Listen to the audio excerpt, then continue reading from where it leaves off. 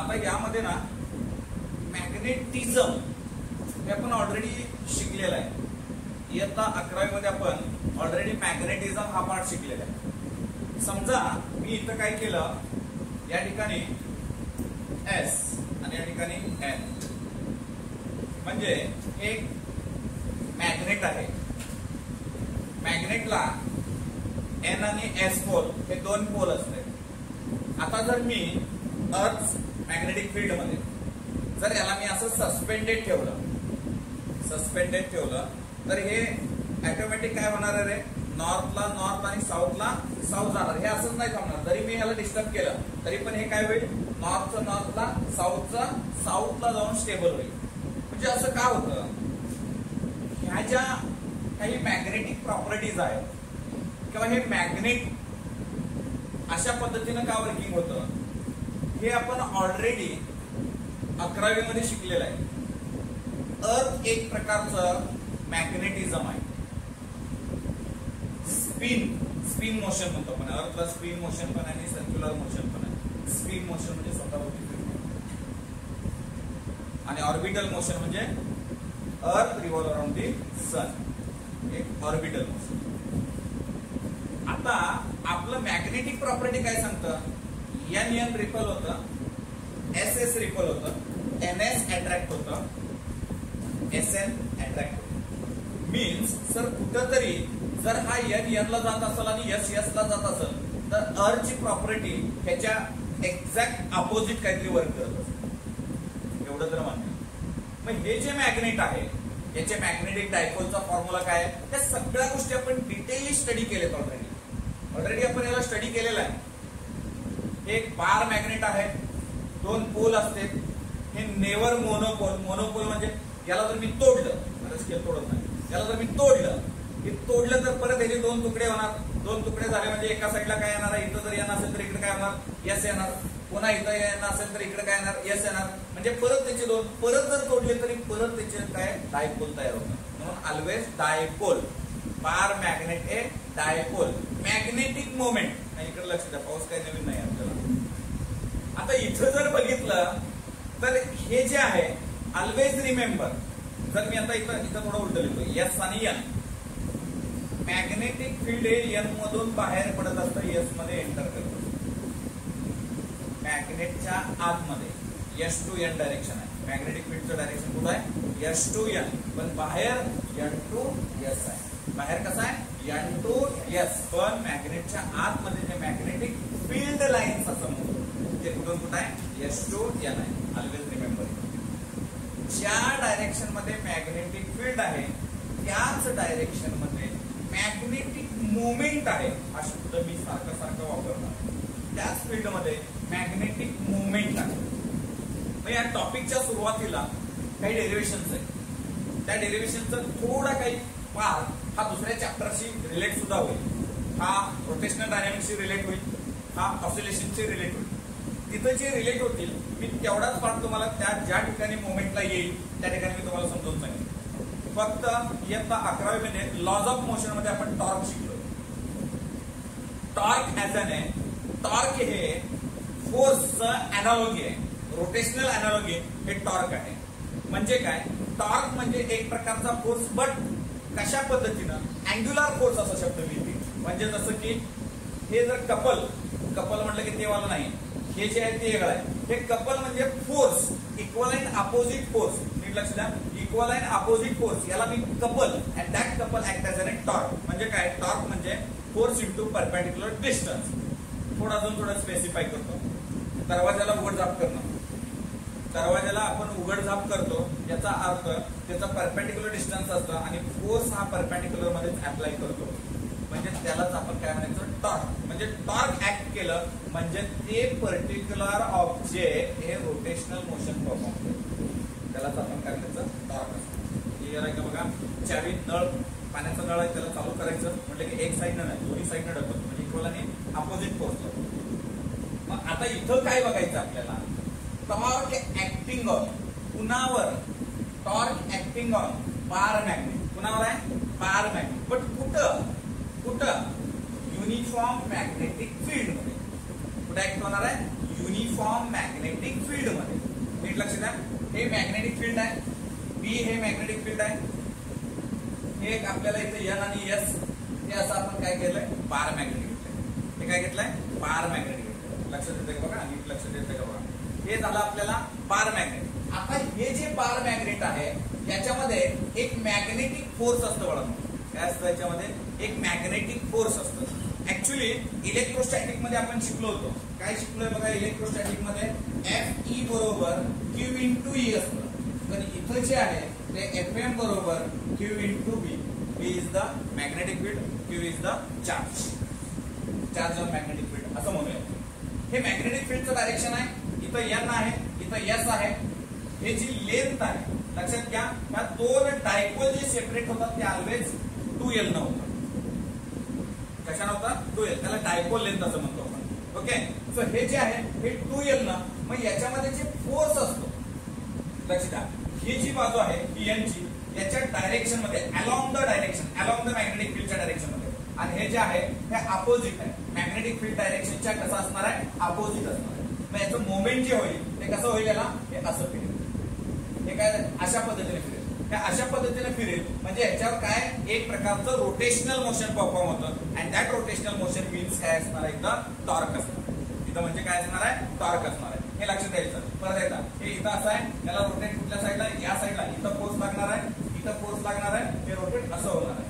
Okay, हे याच्यात काहीतरी मॅग्नेटिक प्रॉपर्टी आहे, त्याच्यामध्ये एक फोर्स आहे, हे मॅग्नेटिक फील्ड आहे. याच्यामुळे हे काय होतं हे अशा पद्धतीने आपल्याला काय होतं रोटेट होतं. मग हे रोटेट होताना मग मला फॉर्म्युला काय सांगतो, तो जो फॉर्म्युला आहे तो टॉर्क बरोबर फोर्स इंटू परपेंडिक्युलर डिस्टन्स.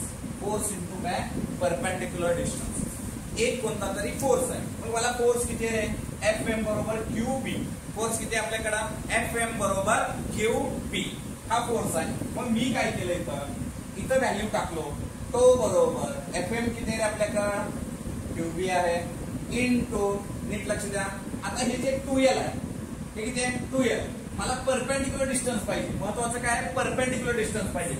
आता जर मी बघितलं सर हे ऑलरेडी क्रॉस आहे, तर हे असं असलं असतं तर मी तुम्हाला इथं फोर्स अप्लाय केला असता आणि ह्याचं परपेंडिक्युलर डिस्टन्स सांगितलं असतं. तर हे आहे क्रॉस म्हणजे यानं काहीतरी अँगल क्रिएट केलाय. याने इथं काहीतरी काय केलाय अँगल क्रिएट केलाय. थिटा हा काहीतरी अँगल आहे. मग आता जर त्याचं एक्झॅक्ट इथं जर बघायचं झालं तर हे परपेंडिक्युलर डिस्टन्स आहे. जर मला या पॉइंट टू एन इथं मी सी पॉइंट देतो. आता जर हा एनसी काढायचा झाला, हा परपेंडिक्युलर डिस्टन्स काढायचा झाला, तर आपण अजून एक ऐकलेलं आहे की अशी जर क्रॉस लाईन असेल याच्यावर किती जरी तुम्ही पॅरलल लाईन काढल्या तर ह्या सगळ्या अँगल काय असतात सारखे असते. मी तो अँगल इथं शिफ्ट करतो. तो अँगल काय केला या ठिकाणी शिफ्ट केला. मग मला सांगा मला इथं काय करायचं आहे ही साईड काढायची. ही साईड काढायची म्हणजे मी अँगल कोणाचा घेणार आहे साईनचा घेणार आहे. इथं मॅथ्सची थोडी बाजू स्ट्रॉंग असायला पाहिजे आपल्याला. कुठले काय घेणार आहे बघा इथं बघा मी इथं काय घेतोय साइन थिटा अपोजिट साइड काय एनसी डिवाइड बाय काय हायपोटेनियस. मग एनसी बरोबर 2L साइन थिटा. एनसी बरोबर काय येतं आपल्याला 2L साइन थिटा. परत येतं एनसी बरोबर काय आलं आपल्याला 2L साइन थिटा. एनसी काय आहे परपेंडिक्युलर डिस्टन्स आहे. एनसी काय आहे परपेंडिक्युलर डिस्टन्स आहे. मग मी इथं टाकू का सिंपल बघा 2L साइन थिटा. काय टाकलं बघा 2L साइन थिटा. मग मला इयत्ता 11वी मध्ये आपण शिकलेलं आहे. काय शिकलोय बघा इथं थोडं मी इथं असं लिहितो की बाबांनो माझ्याकडं मॅग्नेटिक मोमेंट एम बार म्हणजे काय magnetic moment. So magnetic moment असतं ते क्यू इंटू 2L असतं. किती असतं क्यू इंटू 2L. मी थोडं याला डिफरन्शिएट करतो. कशा पद्धतीने डिफरन्शिएट करता येईल बघा. मी इथं लिहितो B Q into 2L into sine theta. हा जो मधला पार्ट आहे हा मला काय येतो रे सो टॉर्क बरोबर बी एम. मग मी ह्याला थोडं लिहिताना याला आधी लिहितो एम बी साइन थिटा. काय लिहिलं बघा मी आता छान वाटतं एम बी साइन थिटा.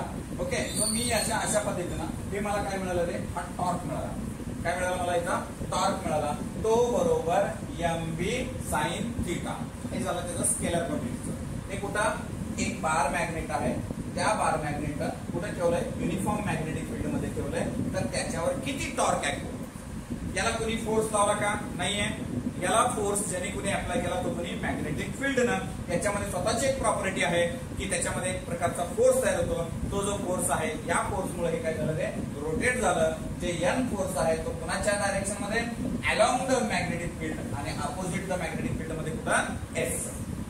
मग या याच्यानं जर मी बघितलं बाबांना टॉर्क बरोबर माझ्याकडे आलं एमबी.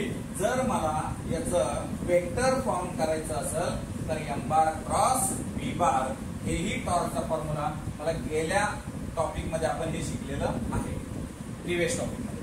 जर मला याचं मॅक्सिमम टॉर्क आणि मिनिमम टॉर्क जर ठरवायचं असेल म्हणजे हे डिपेंड अपॉन अँगल आहे. थीटा काय आहे? Theta is the angle between कुणामधलं?